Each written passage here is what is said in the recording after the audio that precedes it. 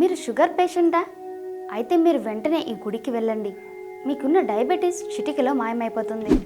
ఈ పుణ్యభూమిపై ఉండే ప్రతి ఆలయానికి ప్రత్యేక విశిష్టత ఉంటుంది. కొన్ని ఆలయాలు సైన్స్కి అంతుపట్టని మిస్టరీలా వాటి నిర్మాణ శైలి ఉండగా, మరికొన్ని ఆలయాలు వైద్యులకు అందని వ్యాధులను, సమస్యలను నయం చేసి విస్తుపోయేలా చేస్తున్నాయి. అలాంటి ఆలయాలు కోవకు చెందిందే తమిళనాడులో కొలువై ఉన్న ఈ ఆలయం. ప్రస్తుతం చిన్న పెద్ద అనే తేడా లేకుండా అందరూ డయాబెటీస్తో బాధపడుతున్నారు. అలాంటి దీర్ఘకాలిక వ్యాధి కేవలం ఈ ఆలయ దర్శనంతోనే మాయమైపోతుందట. అందుకోసం నిత్యం వేలాది భక్తులు ఈ ఆలయాన్ని దర్శించుకుంటున్నారు. శాస్త్రవేత్తలు సైతం ఈ అద్భుతాన్ని చూసి ఆశ్చర్యపోతున్నారట. ఇంతకీ అది ఏ దేవుడు ఆలయం, ఎక్కడ కొలువై ఉంది? తమిళనాడులోని తిరువయ్యర్ జిల్లాలోని నీడమంగళం సమీపంలో కోవిల్ వెన్ని అనే గ్రామంలో ఉంది ఈ ఆలయం.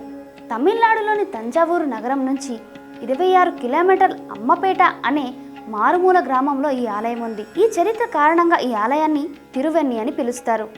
ఈ ఆలయంలో లింగ రూపంలో ఉండే శివుడు వెన్ని కరుంబేశ్వరర్గా, పార్వతీదేవి సౌందర్య నాయకిగా పూజలు అందుకుంటున్నారు.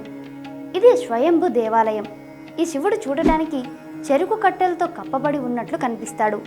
ఒకప్పుడు ఈ ప్రదేశం కరుంబు అంటే చెరుకుతో, వెన్ని అంటే నందివర్ధన చెట్లతో కప్పబడి ఉండేదని చెప్తారు.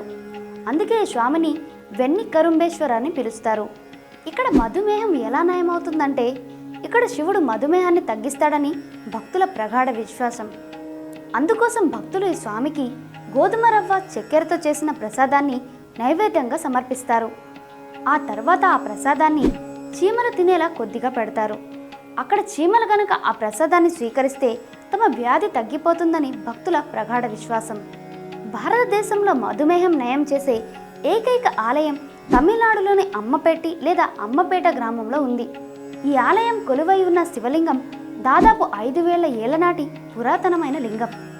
దీనిని స్వయంగా శ్రీకృష్ణుడే ప్రతిష్ఠించాడని నమ్ముతారు. అందుకే ఈ ఆలయంలో అంతటి మహిమాన్వితమైన శక్తి ఉందని ప్రజలు నమ్ముతారు.